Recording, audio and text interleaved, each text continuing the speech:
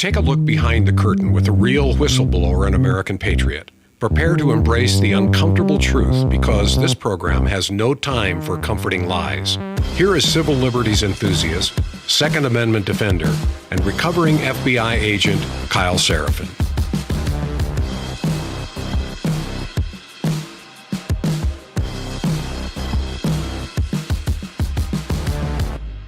Well, hello, my friends. Welcome to the Kyle Seraphin Show. Today is Tuesday. It's July the 15th.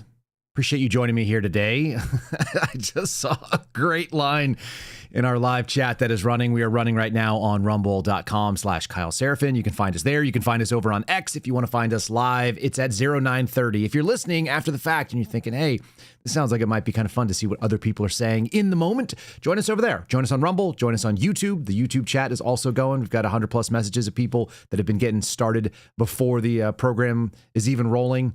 And the message I just saw is, how many of you just learned that the word denouement was a word in English? It's a French word, actually. It's a literary term. Some of you might have even gone out and Googled it because you're curious, and I appreciate that. I may not have the biggest audience, but we tend to have the most inquisitive, the most honest, and I think we have probably closer to the smartest audience out there when it comes down to it. So thank all of you for being here. Denouement is the falling action. For those of you who are literary scholars or people who even remember maybe high school English for you. Denouement is the end of the movie. It's the end of the story, when the loose ends are tied up, when the plot twist has happened, the climax has been reached, and we are falling down to the end of the story, whatever that is. What if we've already lost this war? I think that's something that many of us, that's the thing we struggle with. How do you get up in the morning, put your feet on the ground, and carry on even though the battle is losing? The upside, I think, if you're a Christian, I'm making this connection in real time with you, the upside is that Christians already know that the battle on earth is supposed to be lost. They're not supposed to win here. That's not the goal. Maybe that's the redeeming light, is that if you follow Christ, you believe that that's what's destined to happen.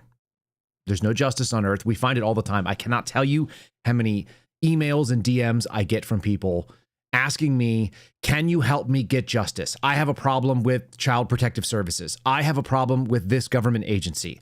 I had this theft happen and nobody will investigate it. How will you help me get justice? I don't have the ability to get you justice. I can't even get justice for my own friends or my own family. I think that's actually the point. You don't get justice here. If you aspire to justice on earth, you will be disappointed. And my friends that have accepted the fate of being a person that goes out in the public and tries to ask for something, and you think that you might get it, and you have all the indications it could be there, you think that you actually voted your way out of something, they all end up saying, these people will pay in another life, and we'll be vindicated in another life. It's really hard. It's really hard because it's the opposite of what we think in America, that you have agency and the ability to affect change on earth. And we have a really good system. And like all things that are man-made, we screwed it up. And we screwed it up long before we were born. How many of us pay for the sins of our fathers, going all the way back? It turns out we're paying for the original sin of pride, of aspiring to be God, which is the sin took place in the Garden of Eden. All right, that's enough theology on it. We're going to also talk about the Bill of Rights, but I want to actually kind of hone in on this topic, the losing war against multiculturalism, against Marxism, against communism. I think they're all the same thing. They were an attempt to delude and to dilute Americans into thinking that their system owed everybody something, and not even the people who actually lived here, when we started serving a constituency of the globe and not ourselves. So when you hear Alex Jones and others scream about the globalists, it means you didn't focus in on your own family, your own backyard. And there is a really important nature of that. That's not to say you're tribal. It means you care about things that are near to you, the people that you can actually see. You can't affect the entire world. That's hubris. And there is an American hubris. All right, so that's that. Let's talk about my buddies real quickly over at Patriot Coolers. They do affect the things that are near and dear to you. How about our veterans that stepped up and lost mobility, have the inability to move around in their own homes. Every purchase you make from my friends over at Patriot Coolers, it's patriotcoolers.com. Every purchase you make is going to go, a small percentage of that is going to go back in, and at the rate of hundreds of thousands of dollars a year, they donate back to mobility services for veterans. They help retrofit houses so our vets who were injured on the job, serving this nation, defending the things that we all believe in, whether or not those wars were sold to us on an honest platform, the people who went there in good faith to do so. And Patriot Coolers backs our vets. That's why they have the colors red, white, and blue. I've got one right now. It may have an upside down flag, but it's our flag nonetheless. And you guys can check it out, patriotcoolers.com. The promo code Kyle saves you 10%. Check out their tumblers. Get them engraved with your message of choice. You can get one from the Suspendables collection, which is in the link below. That's the show description. You can check it out. Promo code KYLE saves you 10%. $50 or more, you're going to get free shipping. They're good people. They're out of Houston, Texas. They're an American success story. And they've been with us since the beginning, which I'm very appreciative of. I cannot tell you how nice it is to know that there are people that stand with us. They even send me, when someone sends them a nasty message and says, "How could you stand with a bigoted person like Kyle Seraphin?" They just send it to me and they laugh and they say, "We support veterans. Thanks so much." I'm one of those too. All right, folks, we're going to get into today's program right now. Let's see what we got with some news and then maybe some long-term commentary on Denouement.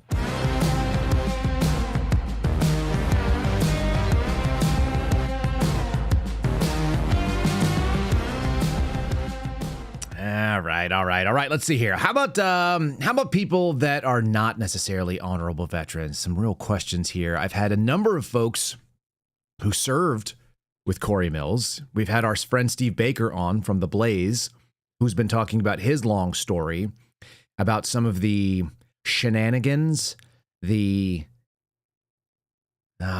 do we call this? I'm trying to be very delicate with my words. The misleading nature of Corey Mills, congressman from Florida. He apparently got himself some front page news from NBC because his landlord is seeking to evict him. He's a Republican congressman and he has unpaid rent in his DC apartment. And that might not be the most shocking part of it, because this country has always had people that are quote unquote elites that have been in Congress, the very wealthy.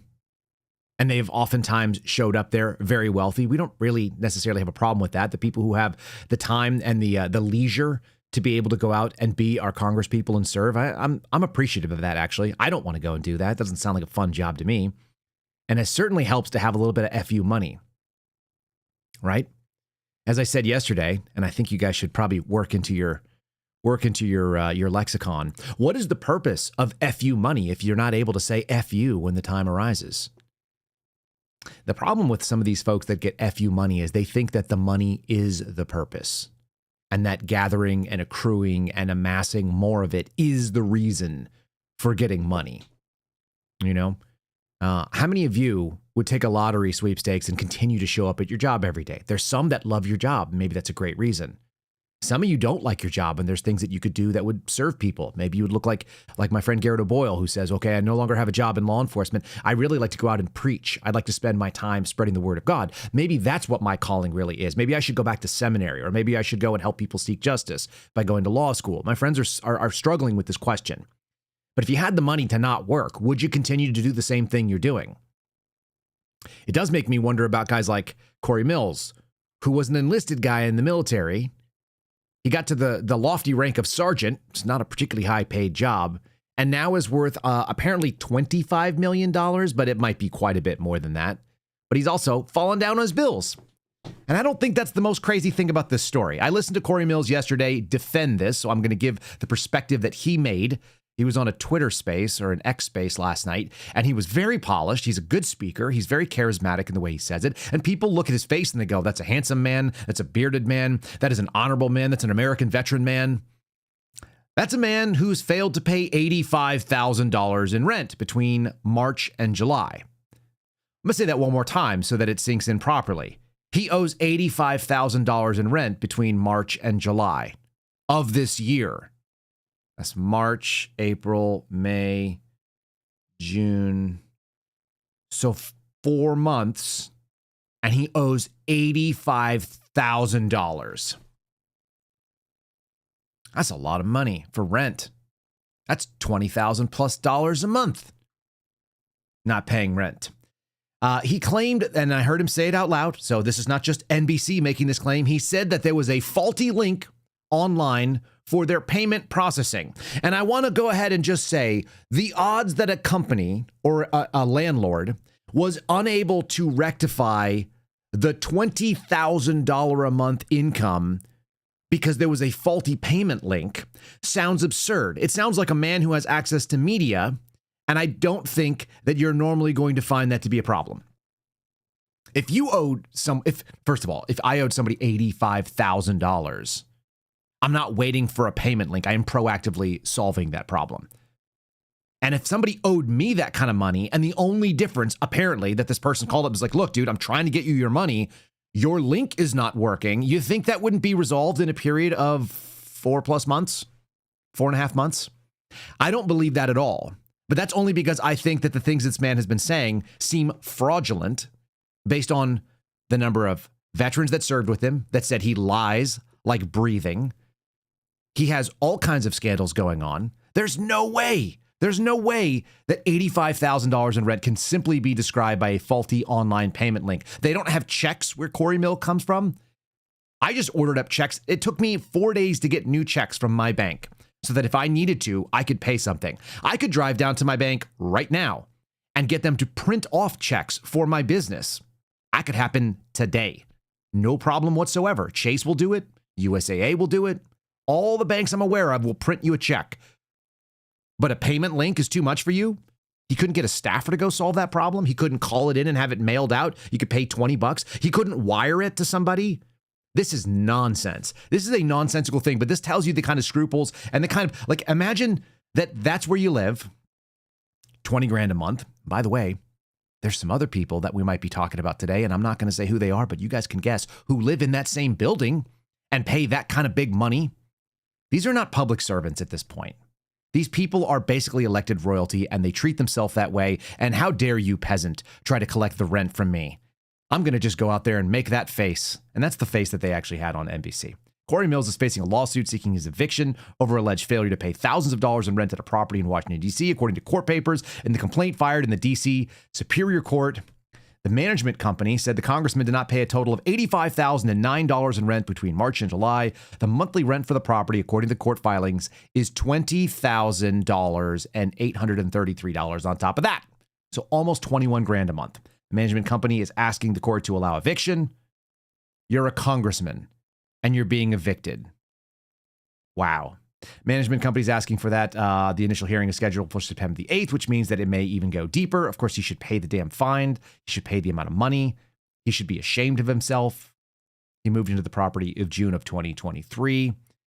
That means he's been paying that kind of money. And this is not his only residence, folks. This is his residence in Washington, D.C. This is his extra residence. In any case, all kinds of interesting things have happened there, which make him probably not the best tenant. There's going to be some stories coming out about him. Apparently, he also got into an alleged domestic assault that happened in the building. There's police reports that substantiate it. He is the congressional representative for Florida's 7th Congressional District, and he has been since January of 2023. Not a particularly long story, but it does tell us a little bit about the people that are out there in the world. You've also heard from Steve Baker that he converted to Islam, was married by a radical imam in a mosque in Northern Virginia, that when the mosque was named to me and it was sent over here, I was absolutely shocked because I was like, oh yeah, I know that mosque. I know where I park when I observe people leaving that mosque, because it is legitimately full of radical CT terrorists, or CT subjects, rather, that the FBI is watching.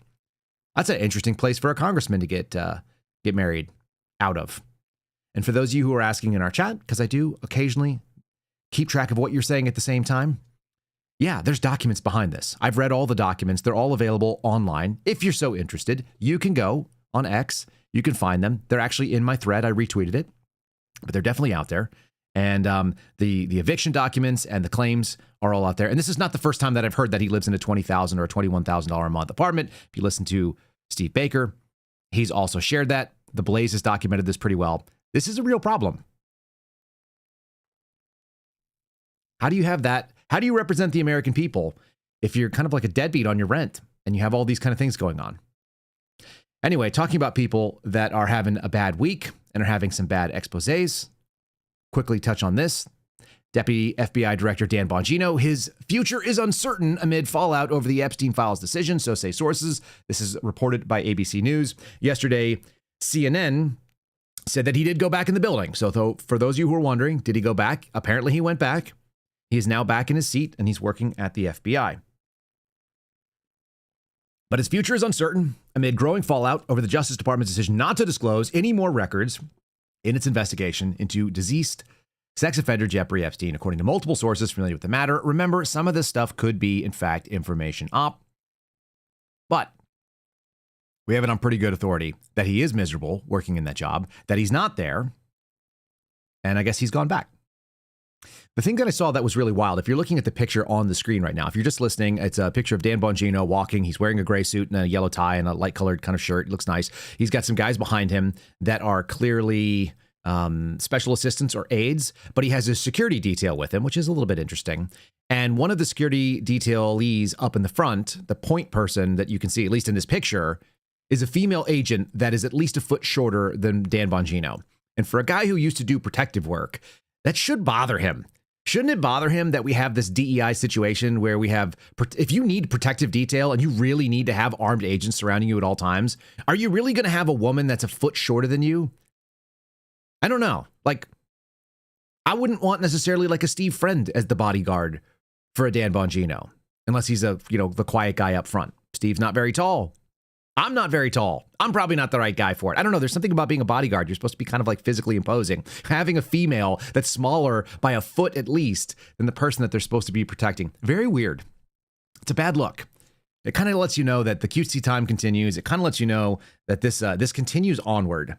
This DEI sort of situation. When I told you the same people are running the FBI that were always there, like I guarantee you, they asked for a security detail and got the security detail that the FBI was willing to give, not the one that he demanded. It's not great. All right, anyway, there's a continuing fallout. There's all these questions about what's going on. What will the Trump administration do regarding this uncertain future of the Epstein files, as being quoted here by ABC News. I think I've got one more story here from MSNBC, which I think is actually quite interesting. It says there are conspiracy theories that Trump and his administration have stoked over the years, and they refuse to die down. And he doesn't have very many good options. The Epstein files problem lacks an end game, is what MSNBC says. And I don't think they're wrong in this sort of thing. The Democrats have seized on a weak moment. They see an opportunity right now. And they're like, all right, the MAGA people are upset. There was a promise. The promise wasn't delivered. Maybe we can hone in on this. And they are. They're honing in on it in a big way. In fact, they went and they tried to put Republicans to a decision for all their chips, release the files by order of Congress.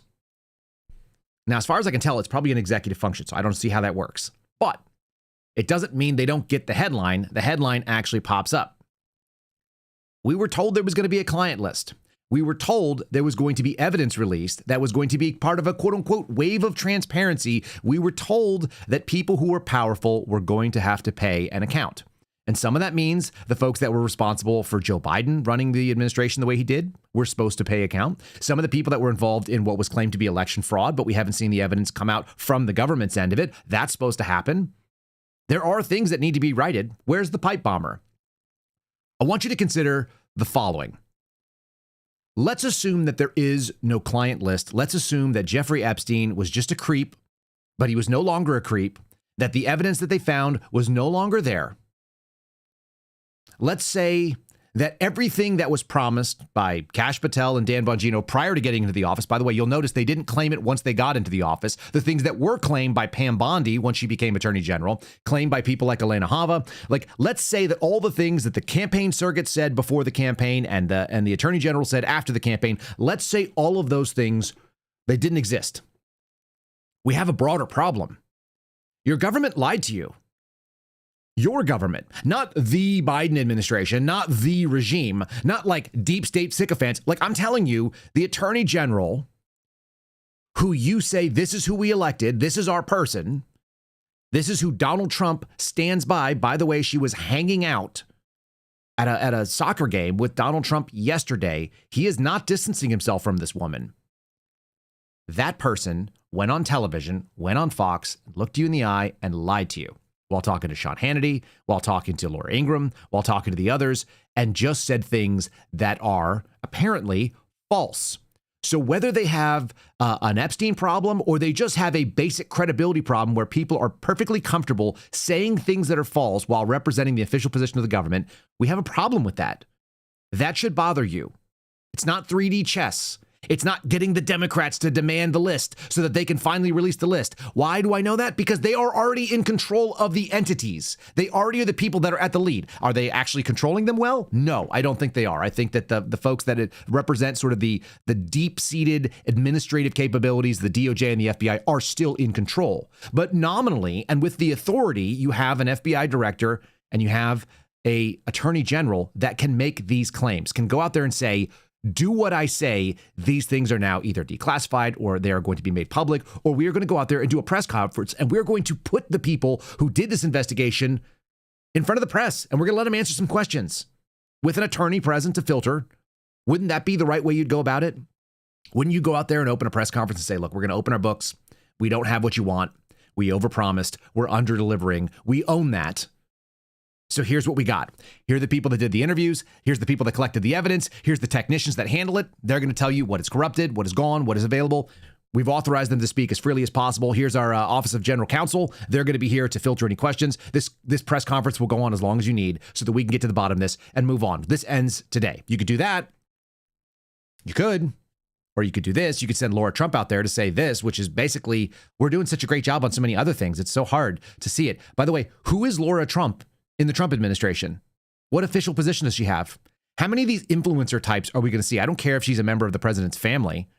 What governmental authority does she have to speak on behalf of this administration, which she seems to be trying to do?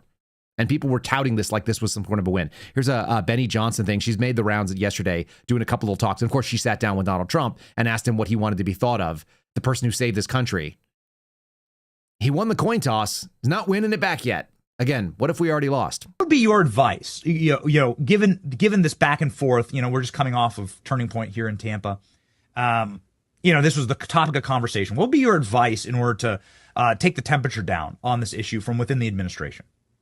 Well, I do think that there needs to be more transparency on this. And I think that will happen. I mean, look, I don't know what truly exists there, but I know that this is something that's important to the president as well. He does want transparency on all these fronts, that everything we're talking about, because it's frustrated him as well. He sat for 4 years like the rest of us did and saw lie after lie and saw our country just being sent down the wrong path. And it was really frightening and very upsetting to a lot of people to see. And I would actually say over the past 10 years, we've all kind of endured this. Prior to that, it was probably happening, Benny, but we just weren't as aware of it. It wasn't until Donald Trump came down that golden escalator that he just kind of blew the doors off of everything. And people started to wake up and realize, wait a minute, things are not as they have always been presented to us. And I do believe that you will see that. Now, as it relates to the president, I know that this is probably not his number one thing he's focused on. He's focused on a lot of other important things. We've got this big announcement with Russia going on, I think, as we're speaking right now at the White House. We have, a Middle East. We're trying to get peace over there. We're trying to make sure that Iran's nuclear arsenal is obviously completely decimated. We want to make sure everything is on the right track for this country. Just please look over here. Look at these other things. Look how awesome we are. There's floods in Texas. There's other things that are more important. Just because we lied to you right up to your face and told you things that we were going to do that we didn't do and then said to move on and you didn't, we need you to just move on. Remember, transparency is really important to us at the Trump administration. And transparency doesn't mean like we're going to tell you what we know or we're going to be honest with you. What it means is things we like. Transparency equals things we like. We're stealing that from Steve Friend. That's Steve Friend's prescription. Democracy means things we like if you're on the left. Transparency things are things that we like if you're on the right. It doesn't mean actual transparency, obviously. That doesn't actually mean anything about democracy. In fact, generally speaking, it's communism. And then like transparency actually just means like just pay attention to what we want you to. That's what transparency is. Transparency is please follow the laser pointer that is being shined on the ground. That's your job. You are our constituent, which really is the opposite of what we think. What we really think of you as serfs. Do as you're told. Accept what we give you and be grateful. How dare you not be? That's kind of what's happening here. And it's pretty nauseating for those of us that are watching. only because so many people told me this is where we're going to get it. This is what we voted for. This is how it's going to be. This is where we're going to see success. The most transparent organization in history doesn't need to brand themselves that way so everybody sees it. They just act transparently, and then everyone goes like, holy crap, what a difference. If you're all about messaging, if you're all about explaining, then I think you're failing. That's my take. So as we kind of black pill ourselves into oblivion here, let's just do a quick little reminder that if you guys are interested in, if you're interested in surviving what comes your way, and there's always a real possibility that you might need to you might need to lean on a supply that exists inside your own home because you can't lean on anybody else's supply. Let's go ahead and do a little quick read from my friends over at My Patriot Supply. So there you have it. Headlines get darker every day, whether it be global conflicts, which Laura Trump was even talking about, shaky supply lines. We know that there are logistical issues in the United States. They've been exposed in our last 5 years. A power grid could become unstable. Who knows what's going on? You get floods and other crazy stuff. If you're always worried about one crisis away from total chaos, then you can go ahead and take steps to hedge against it. Get yourself a 3-month emergency food kit. That's 90 days of insurance policy that you own that you bring into your own house. My Patriot Supply is the company that we use here in the Seraphin household. MyPatriotSupply.com/Kyle is the website. You go get there. You're going to get a special deal that is exclusive to our listeners. Again, 2,000 calories a day, 3 full months, meals that last up to 25 years. You can store them. You just keep them out of sunlight. You can take them with you. You can put all 90 days in one place. You can break them up into different little food caches if you are so inclined. You can make sure that you are prepared so you don't have to worry about repair. If the next crisis hits, you don't want to wait till the store shelves are empty. You want to make sure that at least if it all goes wrong, you're not going to go hungry. That is a real thing. You don't have to be a prepper to like this kind of stuff. You can just look out there and listen to the news that we do every day. There's not a lot of fantastic news that are happening. In fact, every bit of good news has at least one thing of bad news, as far as I can tell, and maybe worse. Again, check out mypatriotsupply.com/KYLE, mypatriotsupply.com/Kyle, and get yourself hooked up with a 3-month emergency food kit. That is a great hedge against it.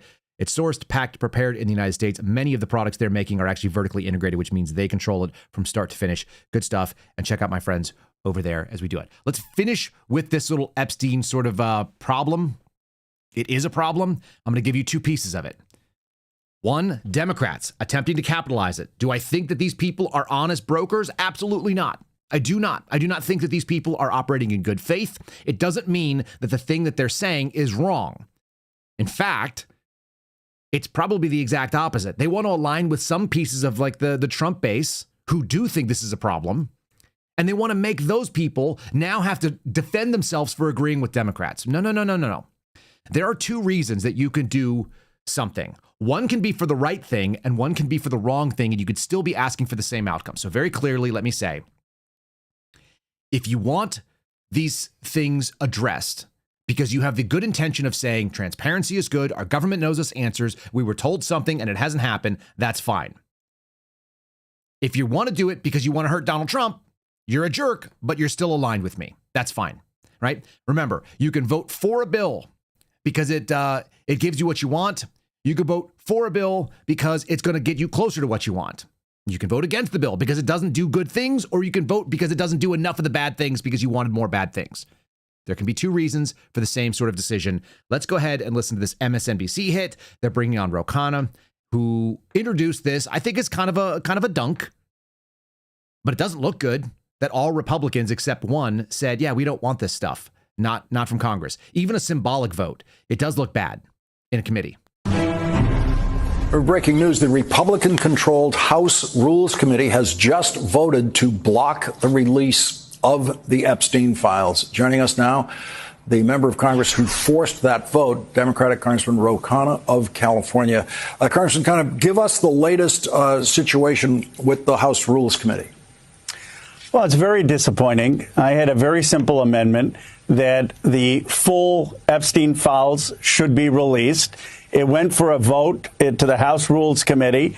Jim McGovern, who is the ranking member for House Democrats, made sure that all 4 Democrats voted for the release. Ralph Norman, a Republican, actually joined with the Democrats, saying that there should be a vote on the full release. Chip Roy didn't show up for the vote, but 7 other Republicans blocked it. So as of now, there is going to be no vote tomorrow, up or down vote on whether the Epstein files should be released. And this was the first stage of your attempt to get a full vote by the House of Representatives, to see a full recorded vote. Everyone could see how their member of Congress voted on this issue. And that's what was blocked by the Rules Committee, not allowing you to get to that stage on the floor. I really, really hate this tactic, by the way.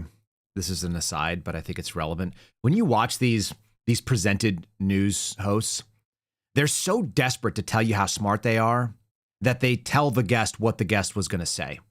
That man was not in the room. I've seen the video too. Like, I could do that, but that's not why you brought the guest on, is it? You brought a freaking congressman on, and now you're telling him what he sat through and you didn't. Why do they do that? Well, it does show you how fake all of this is. It's people trading back and forth their lines. I don't know. I really dislike that. This is, I think, how the average American feels about this. Many average Americans feel as this man, Travis, does. He called into Glenn Beck's show yesterday. This was thrown out on the web. I like this clip because you can tell this man is not operating from a political space. He's just a person. And he feels betrayed. And that's what it feels like. When you expected something, when you put trust in someone, even if they didn't deserve it, and they go back and they do the opposite of what they told you they would do, what you'd expected to do, and it comes in. It's one thing to walk into a fight, know you're about to get hit in the face, and walk away and go, man, that sucked. I just got hit in the face. It's quite another to be standing still in a grocery line and someone come up and punch you in the face like a sucker punch. That's a betrayal of the trust that we have in our society. This man, Travis, he's expressing that betrayal. That's only happening when you actually expected something better to happen and you didn't get it. We go to Travis in South Dakota. Hello, Travis. Hi, Glenn. Hi, Jason.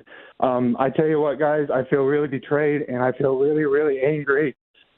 We have a president who tells us to move on from Epstein because it doesn't matter. Are you guys still talking about this? Seriously? And yet he still talks about the 2020 election fraud. He talks about the Hunter Biden laptop. He talks about all this stuff from 5-6 years ago, and he tells us to move on from the Epstein trial or the Epstein case. People like me will not stop talking about this. I feel so betrayed and so angry. This is not what I voted for. If we do not stand up for the children of this country, we have nothing. We have absolutely nothing. And I tell you what, I've also lost a lot of respect for a lot of people that are prominent figures in this country because they are saying, you know what, this doesn't matter. Like Carrie Lake came out on Saturday. She's like, you know what? What really matters is election fraud and post-election fraud. It's like, you know what? The children of this country really, really matter. How can we just sweep them under the rug and not care? Move on, America. Move on.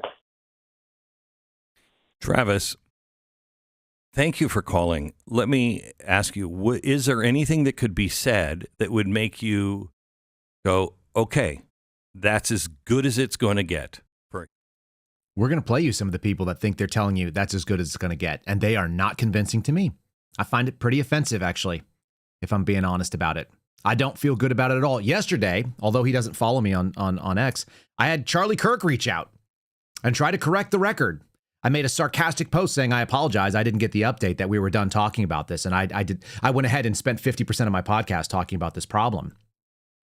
And then you got Charlie Kirk, who decided that he needed to weigh in with me, which is quite interesting to me. Honestly, it's an unusual thing to do. So the question then is, well, what do we do about it? Can we excuse it away? What if we had our best influencers out on the case? What if we put the people there to talk about it? Now we've got a breakdown between sort of the Con Inc. and the people who have decided to set themselves as opposition, who I also think are part of the same establishment. This is Megyn Kelly, who's friends with Dan Bongino and has told us she wants to defend that. She's kind of aligned herself with one group of folks, and she's going to go up against Ben Shapiro. So we're going to see our champions fight each other politely. and talk about what is and what is not there.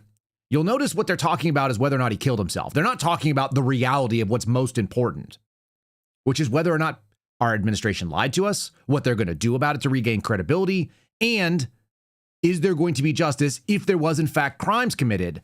Were those things covered up? They're not talking about that. They take it down to a different level. So once again, distract, if possible. Now we're working in the realm of the You're not, unfalsifiable. but look, Ben, you can't come to me and say, everybody I know says he killed himself.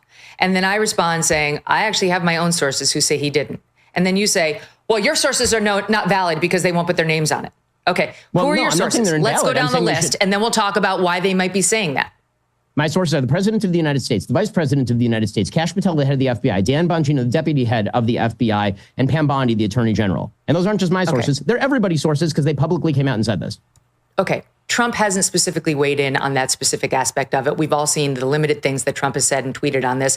And J.D. Vance was calling for transparency and suggesting otherwise prior to taking office. He hasn't commented on this so far, so he's not one of your somebody should ask sources. him. He's the Vice You've President, got so he Kash, should- you've he got should ask. Dan, and you've got Pam, and we've already discussed that memo in full detail. I'm talking about people behind the scenes who, prior to this, to Trump taking office, I'm not going to get too specific, but trust me, I have high-level sources who have said they don't believe any of that. Any of that. Okay. So, and I'm not going to out them for purposes of convincing you, but you're telling me name them. No, I'm not going to. I don't have authorization. I'm not saying and then no. you say, well, I dismiss Megan, all of I'm it not because saying- you won't name well, them. Hold on, Megan, I'm not saying you should name them. I'm saying they should name themselves because otherwise they are being complicit in one of the greatest cover-ups in the history of That's the easy American for you to Republic. say, Ben. That's easy. That's very easy for Why you to is say. why Okay, is that so easy for me to say? Why? because you'll have your job and you'll have your millions, no matter Are what you they kidding? do. Megan, give me a break. If somebody came out today and they were a whistleblower on the greatest scandal in the history of the American Republic, they would make more money tomorrow than in their entire life working for the FBI. That's That's an interesting thing to say, Ben Shapiro. You've never called once to talk to me or to Steve Friend or to Garrett Boyle or to any FBI whistleblower, as far as I can tell. Maybe not. Maybe that's not true. Maybe that's not true that the Daily Wire actually would believe that. Why would you believe that they would make more money simply because they said something out loud that was true, that was going against, that helps take down evil? Some of us have actually done that. It doesn't work. I kind of lean on this camp. I'm telling you, don't trust anyone, me included. We don't bring receipts, throw it out the window. I'm telling you, don't trust anyone, me included. We don't bring receipts, throw it out the window. Oh, that's what I meant. All right. Well, what if we could get like maybe one of those sane, rational, intellectual voices to kind of talk us down? Maybe we could have somebody who I'm fairly fond of. I think is a nice man. You know, not a warrior, not somebody who is ever going to go against the grain if it affects his pocketbook, but a nice guy, likable guy. We're going to try to convince you with such a sane and rational voice and millions of followers. Here we go. I'm going to talk about the Epstein files, and I'm going to make the case that even though there are unanswered questions about Epstein, it is in fact time to move on. Part of being on a political team is maintaining a certain amount of maturity, recognizing you can't win them all, recognizing there are some things that are important to you that are less important to the guy that you've put in charge who is trying to focus on things right in front of him. And so having a sense of perspective, having a sense of balance, having a sense of maturity, I think is more important even than getting to the bottom of what really happened with Jeffrey Epstein. Yeah. So what I need you to do is be respectful. I need you to be mature. I need you to be grown up. I need you to act in the right way and move on, please. Just do what you were told to do. Yeah. The DOJ is currently urging the Supreme Court to turn away an Epstein accomplice, Ghislaine Maxwell's appeal. Ghislaine? Why does she have such a difficult to pronounce name? I've never heard anyone say it properly, and I listen to a lot of people say it. Let's talk about this story coming out of ABC. Former Epstein associate is currently serving a 20-year prison sentence. The question that has been made, and maybe we'll make a T-shirt for it. I'm not real crazy about making T-shirts, but I think I actually have an outlet. There's a bunch of companies that always want me to go and work with them and make T-shirts. Could we get a Justice for Ghislaine T-shirt? Would you guys be wearing that? Because doesn't it just show the hypocrisy? Everyone's like, well, why the hell is she in jail for trafficking to no one from someone who didn't do anything wrong, apparently? The Justice Department on Monday asked the Supreme Court to turn away an appeal from Ghislaine Maxwell, the former associate of sex offender Jeffrey Epstein, who's currently serving a 20-year prison sentence for conspiring with and aiding Epstein in his sexual abuse of underage girls. Maxwell, 63, urged the court earlier this year to review her case, arguing that an unusual co-conspirator clause in Epstein's 2007 non-prosecution agreement with the federal prosecutors in Florida barred her from any subsequent prosecution in New York. The district court and the appeals court previously rejected this argument. Today, the DOJ urged the high court to do the same thing. There's questions about whether or not this woman would be able to come out and testify in front of Congress. There are pros and cons that people are trying to suggest. It does leave kind of this big lingering question.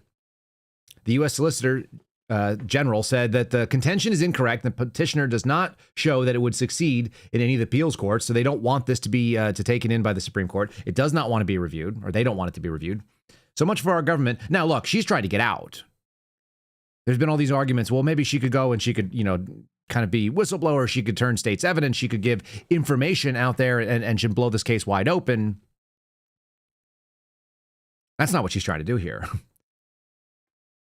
Her attorneys wrote, despite the existence of a non-prosecution agreement promising in plain language that the United States would not prosecute any co-conspirator of Jeffrey Epstein, the United States, in fact, prosecuted Ghislaine Maxwell as a co-conspirator of Jeffrey Epstein. And it was a big deal at the time. It was a big deal that she was remember, she was the one that was going to take the fall for all of this stuff. It was supposed to be the first domino, and she ended up being the only domino. It was pretty interesting. Of course, the government decided to push back against it. All of this is to say that we are driving wedges because of transparency. You have to be honest with your constituents. You owe them that. They don't owe you loyalty. They don't have to follow what Dinesh D'Souza or Ben Shapiro or Megyn Kelly or Dan Bongino or the Attorney General has to say. Nobody here has to do what we're told. We can put pressure on it. And the evidence of it being effective is that Dr. Moore in Utah, because of this weakness, because we do have a clearly populist type movement that has put Donald Trump where he is, they dropped away. And the word is behind the scenes, for whatever it's worth, the word being sort of sources that will not be named, the people at the DOJ are scrambling. They are looking desperately to find any high profile prosecution that they can use to be able to draw attention away from this. They are looking for a bigger red dot laser pointer to put on the ground so that you, as all the good cats that you are, will attack the carpet where they want you to and move on. Anything that they can do to get you to take your attention away. And the biggest and most probable one, they floated out the conspiracy possibility of the Russia hoax, and maybe we can go after Brennan and Clapper, and that didn't really go very well. It's kind of like mediocre. The problem is they're using partisan propagandists like John Solomon, who is a liar. I'll just say he's a liar because he lied to me. He lied to me multiple times over things that were really important in my life, but didn't mean anything to him. John Solomon is the go-to guy in the regime to be able to try to traffic an idea that DOJ is going to move on to something bigger, and that's why you don't have to worry about this Epstein thing. And for whatever it's worth, John Solomon was one of two names that was given special access to Donald Trump's presidential records after he left office, the two names of people that he was willing to put his name on and ask the National Archives to specifically authorize. And we have the document. It's got John Solomon's name and his phone number, and I have both of those and his email address, and all of those are accurate. It's also got Kash Patel's name and his email address and his phone number, which I also have. And those are accurate. It is a real document that is available publicly on the web if you were to go search for it. National Archives, Kash Patel, John Solomon were the only two people authorized to go after Donald Trump's stuff. And isn't it interesting that Kash Patel is in charge of the FBI and John Solomon runs this like full of advertising garbage propaganda website called Just the News, when in fact it's just the spin on the political right. He's as bad as anybody. And I was taken in by him for a little while too, but he's a fast talker and he's not an honest talker. And the more you listen to him, you're like, this man's trying to sell me something that I don't want. He's trying to run me like I'm a dumb source. And I'm not taking that. So anyway, we've got a little clip of that going on. He went out on the propaganda tour to try to push something. Let's start with what Donald Trump says. Trump is not wrong. The autopen scandal is absolutely monumental. So we're going to talk about it for just a little bit. And then, like I said, the denouement, which is the cultural decay. The autopen is like the capper on years and years of insanity that has been done. The autopen is, we've told you lies, and you've eaten them up so much that we are now going to put a non-sentient human being and we're going to let staffers run the White House and you're never going to notice. Donald Trump talking about this, he's not wrong that this is probably one of the biggest scandals. Maybe in 50, maybe in 100 years. It's about as big a scandal as giving the federal government the right to tax us under the income taxes in the 16th Amendment, and the fact that we went direct senator elections in the 17th Amendment because of corruption in 1913. It's probably that kind of scandal. It's a nation toppling type scandal if they actually prove it to be so. Here he is talking about it in the Oval Office. Look, the autopen, I think, is maybe one of the biggest scandals that we've had in 50 to 100 years. This is a tremendous scandal. And I know the people on the other side of the, see that desk, that Resolute desk? Unfortunately, he used it before me. But, you know, we have our choice of 7 desks. They're all beautiful. But I chose the Resolute, and so did he, unfortunately. But the people on the other side of the Resolute desk, I know them. Lisa, the whole group, and they're no good. They're sick people. And I guarantee he knew nothing about what he was signing. I guarantee it. He guarantees it. Guarantees it. Yeah. All right. So here you go. This is Comer talking about this. He's the chief investigator, or the one who's taken on the task in the House to try to get to the bottom of this thing. It is a big problem, legitimately a problem. Because if people who were not the president were executing the office of the president under Article 2, what do you do with that? I think it would be a hard pitch in front of a court of law to try to defend what Joe Biden just admitted to the New York Times, that he didn't know exactly who all was getting pardons or not. He didn't know who was being pardoned with the use of his autopen. And that's the whole basis of this investigation. This is just the pardons. What about the executive orders? I mean, there was no process that we have found thus far, and we've brought in 4 people thus far in our interviews and depositions, no defined process by which Joe Biden was the one saying, yes, use this autopen to sign my name on this pardon or this executive order. I mean, Sean, we're just talking about signing your name, one signature. So it doesn't even take into account whether or not he was mentally able to understand what he was even signing. So this is bad, and I think this puts all of those pardons in peril. We can do 2 things at once in this country.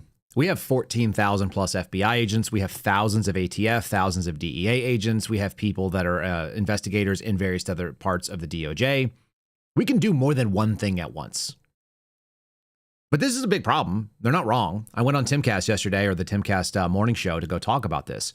And the question is like, can you even investigate if somebody has been pardoned under this autopen situation? The answer, of course, is yes. You can investigate anybody. You don't need it. All you need is the allegation or information that a federal crime took place. You can open a case.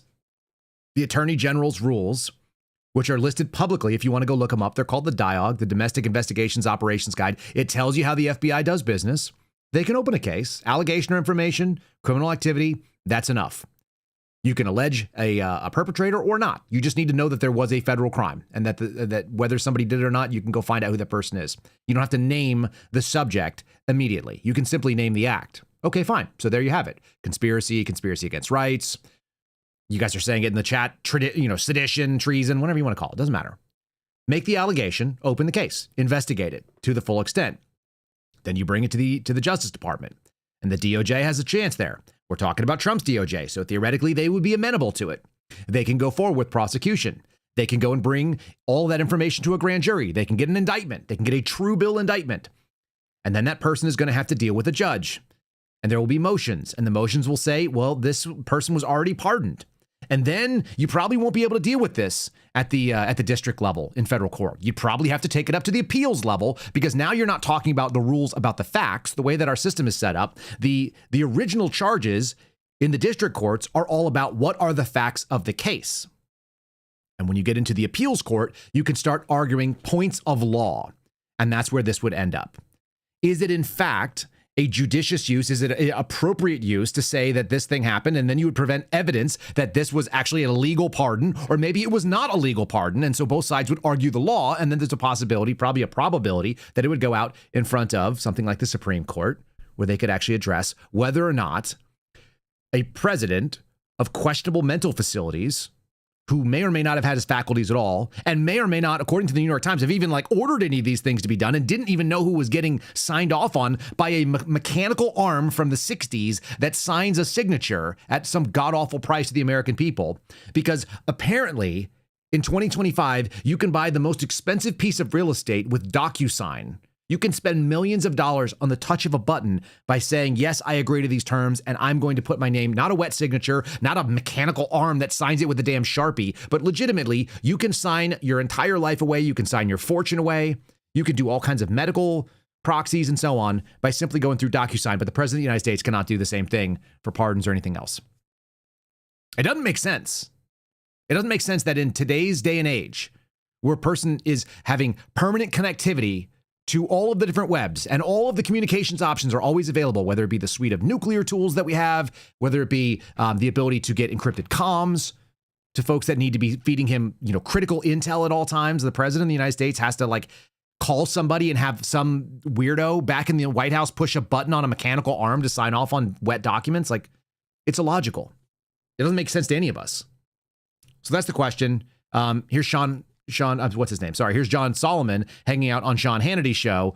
And of course, Hannity's going to explain the answer that he thinks is right. But anyway, this is also a continuing piece. This is a bigger laser red dot that they want you to focus on. You can focus on more than one red dot. We're not cats. But what I'm reading in your piece tells me that starting with Russia, and the Russia hoax, all the way through Jack Smith, we're talking about every incident of weaponization used against Donald Trump and how it could be part of a broader, grander conspiracy theory, a conspiracy that actually took place and law breaking involved in it.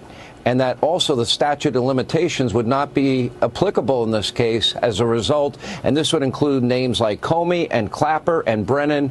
Take it from there. Yeah, and Barack Obama, too, because he was in on these early meetings. So what the FBI has done is treated the last decade of weaponization, all the great work that James Comer has turned up through his oversight committee, and put it into a timetable and said, this looks like an ongoing conspiracy, a wash, rinse, repeat cycle of Democrat gets in legal trouble. Hillary Clinton in her email case, Hunter Biden with his taxes, Joe Biden with his classified documents. They're let off the hook even when there is extraordinary evidence suggesting they shouldn't be left off the hook. And then a parallel track occurs where the Republican, in this case Donald Trump, is investigated falsely for things like Russia collusion, Ukrainian interference, his own documents at his home in Mar-a-Lago. This is a criminal conspiracy. By treating it as a conspiracy, you eliminate the 5-year statutes on individual crimes. They're so desperate to make this stick. And that's why they have John Solomon there. I don't believe anything he said. Like I said, John Solomon is a documented liar to me in multiple instances, has said things that I know are not true, that he knew were not true, and he knew they were not true at the time. But he's out there running cover as best he can because he is a frontman propagandist, and he is 100% on Team Trump, trying to do whatever they need. Anything to pull away from the Epstein stuff that we talked about at the beginning. So there's that. But what if we lost in the beginning already? What if we've already lost? I think that the idea that those people are going to pay for their crimes, that you're going to see a Barack Obama in legal jeopardy, no way. Comer, Clapper, Brennan. I'm sorry, Comey, rather, not Comer. That's not happening. No way. And then you get to the real nefarious thing. Because while we're not paying attention to that, how many soft-hearted people are claiming that something really bad is happening with the lower level of deportation that is happening under the Trump administration, the fighting tooth and nail against this? And I think Stephen Miller did a good hit on Fox the other day that does explain the real game. But I grabbed a couple headlines from today's things. One of these is ABC, one is CBS. Millions of undocumented immigrants will no longer be eligible for bond hearings, says an ICE memo. So they're very, very upset. The mainstream media is very upset that we're not going to see the ability to keep some of these people in the United States longer. Immigrants who arrived in the United States illegally will no longer be eligible for a bond hearing. And this move comes as the Trump administration ramps up efforts to keep immigrants who enter the country legally detained. That does not even make sense sentence. The new policy change was announced in a memo, came out last week, came from the acting director of ICE. Before the policy change, immigrants could request a bond hearing before an immigration judge, which meant they could stall and they could delay. CBS reporting, the Trump administration has now been blocked by a court as they try to deport Afghans from the United States. Remember, we brought in 100,000 of these people, completely unvetted, with zero information. How do you know? How do you know that? Well, because I was on those camps. I'm telling you, I personally experienced walking in there, and there were people that had zero background information on them. And the CIA was hanging out on the camp. There was a bunch of wild stuff going on there. There were people that just walked off into the desert and they went into America and they have no paperwork. They're not paroled here. They are now illegally in the United States. And they came in on military transportation from the Biden administration. An appeals court temporarily blocked the Trump administration from revoking deportation protections and work permits from thousands of people from Afghanistan.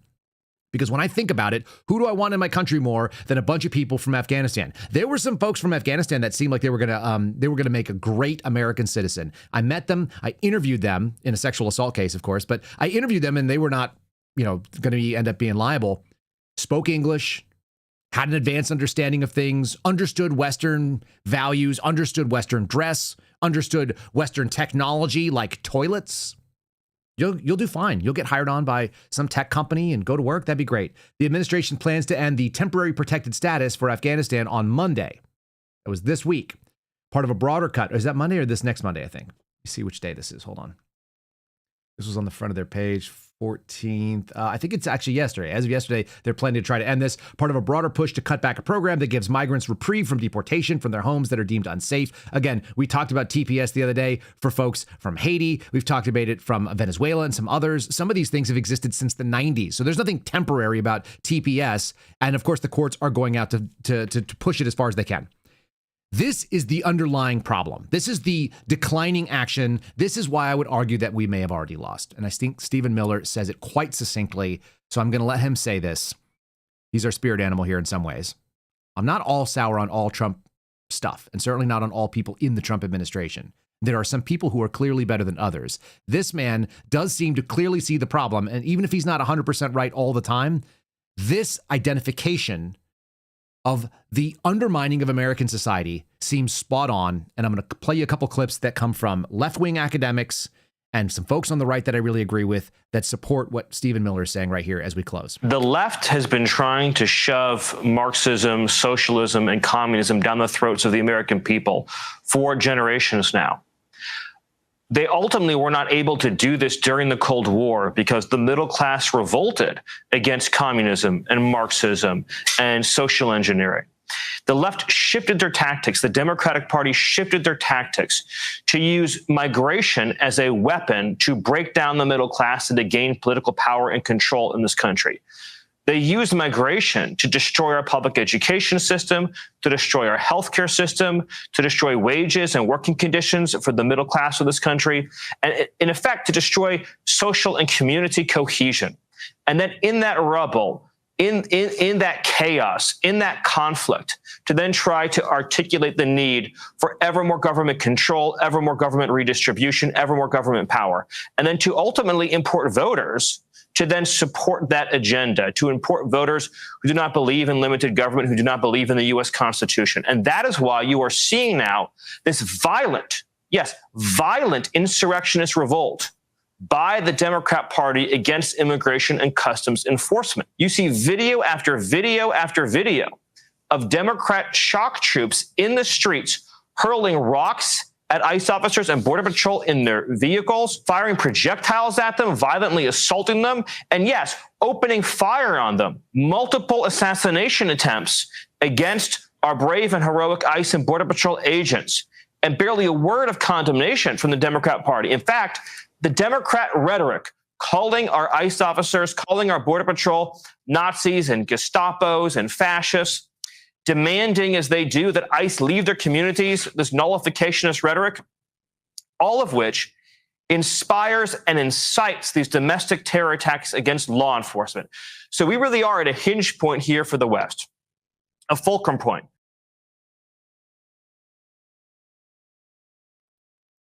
I'm going to let that just sit for a second.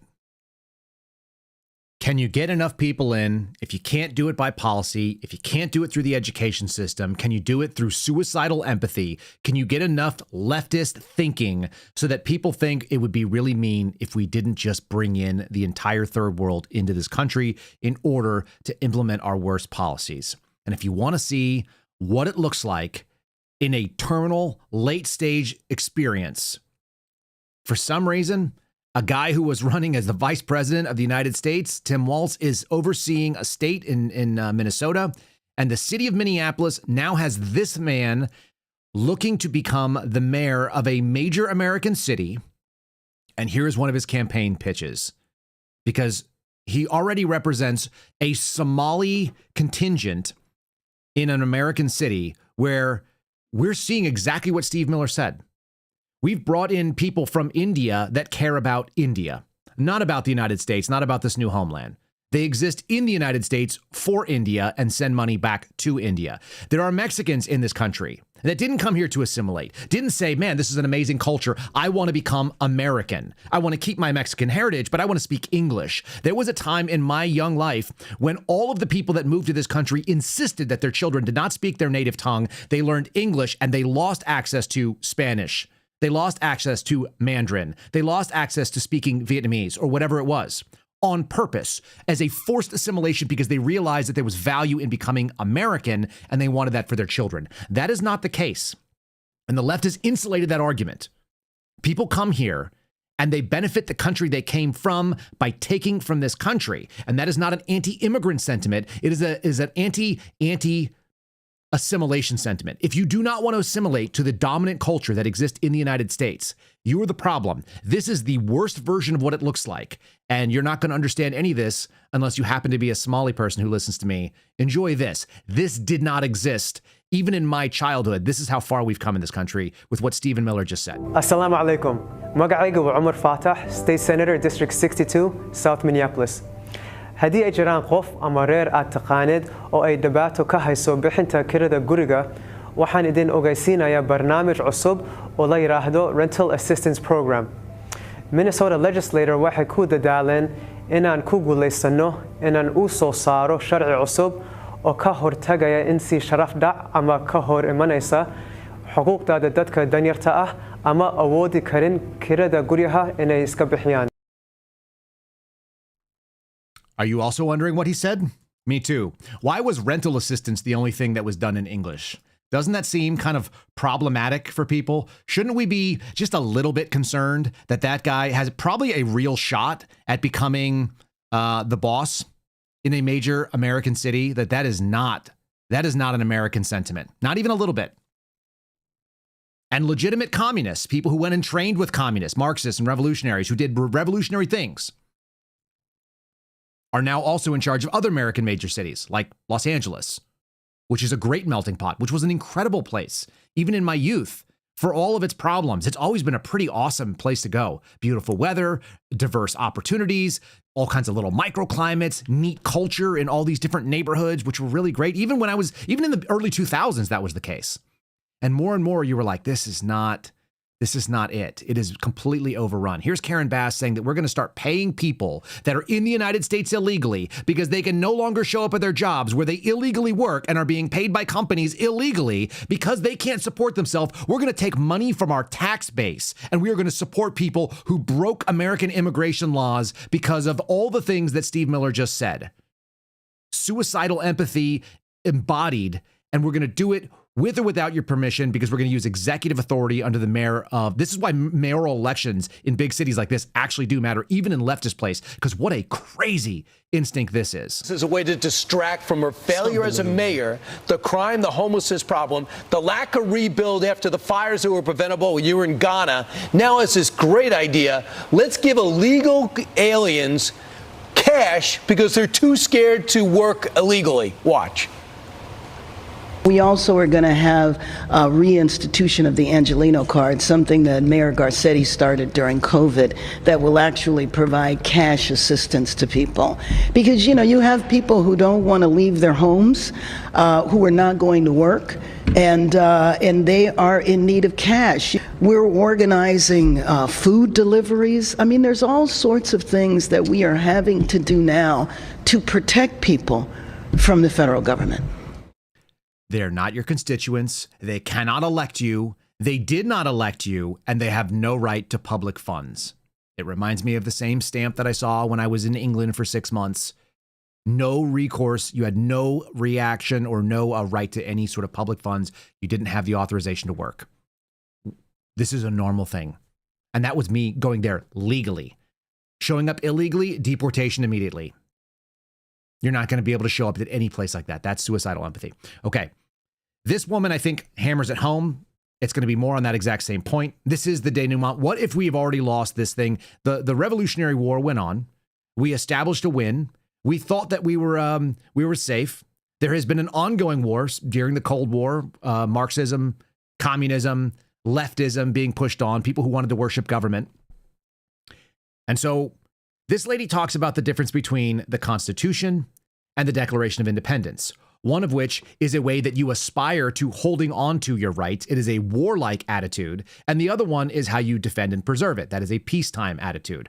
I think it is more than time, and I think this was actually brought up during the campaign season last year, that we have to have a Declaration of Independence type attitude. It's fitting here in July. And not a preserve the Constitution, because it's been watered down too far already. This woman is a leftist, as far as I can tell, or she's a progressive of some kind, and yet she's still pretty spot on. Listen to this. You guys see what you think. So there's an old trope in American history that if you have rights, you rest on the Constitution, and if you want rights, you rest on the Declaration. Because that's exactly right. The Declaration is nothing other than an explanation to the nations of the world why the American rebels were in fact acting properly and why they weren't people who simply should be hanged, as they would have been if the revolution failed. And I always think it's something that I like to emphasize to my students, because of course the way it turned out well for them. Had it gone a different direction, they were not lying when they said, if we don't hang together, we shall all hang separately. Signing their names on that document was literally signing their own death warrants if it didn't go the way that they were hoping. And I certainly have my issues with the founders. And why? If you ever listen to the podcast Joanne Freeman and I did, there's one in particular that keeps me up at night. But when I think of the courage it took to write your name on that and how easy it would have been not to, and I think about some of the people who represent us today, I feel like we owe the founders the recognition that they at least had the courage of their convictions. Yeah, just saying. Some people represent us today that don't do such a great job. She is a leftist, right? We're in a revolutionary moment where if you want rights, you appeal to the Declaration. We had rights. We got those rights. They were through the Declaration. They were established and they were enshrined in the Constitution. And then those were watered down and they were taken over and they were usurped using the very process that exists within the Constitution. And they happened in the 19-teens, in the 1920s and 30s. It's been going on a steady march for 125 years. So we're experiencing that result, which means if you want rights, you have to appeal again to the Declaration of Independence and what it was, what those grievances were. I would assign you some homework if you're so interested. It will take you about 10 minutes. You should do it sometime this week. Go look it up online. I'll put it over on KyleSeraphin.com. We'll put it in the show notes today if you want to just find a quick link.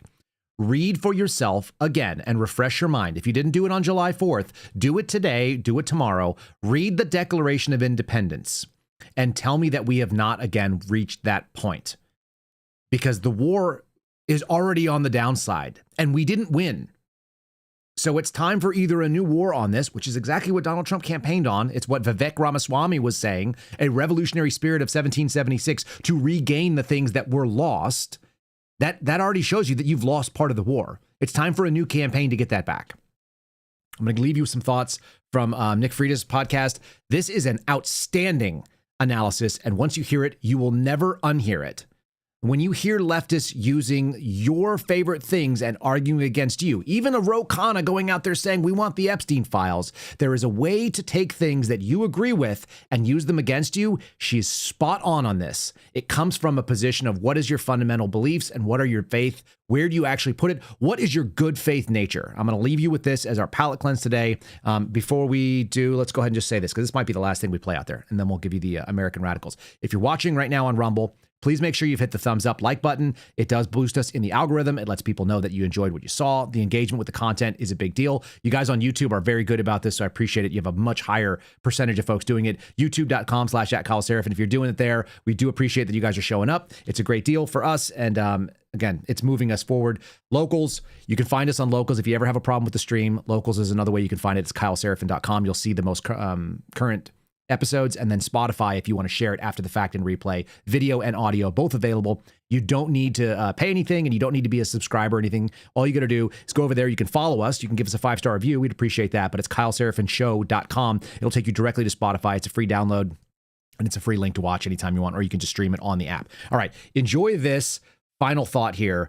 Tell me this doesn't really hit home accurately. One of the reasons why I think that it seems like we're reading two totally different documents, when a leftist quotes the Constitution or quotes the Declaration of Independence, they do it much in the same way that an atheist quotes the Bible to Christians. That's an excellent analogy. That's a good way to put it. Tina, can I steal that as a tweet? It's selectively used to hold you accountable, but never something to hold them accountable, because they don't really believe it. They don't believe it.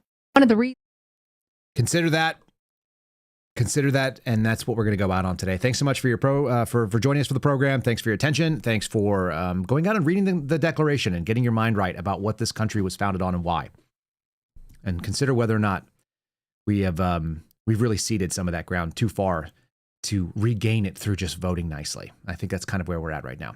All right. The American Radicals podcast is coming up. It's at AmRadPod on X and on Rumble. God bless you. Look forward to seeing you guys again tomorrow. Have a fantastic Tuesday. This week has just begun.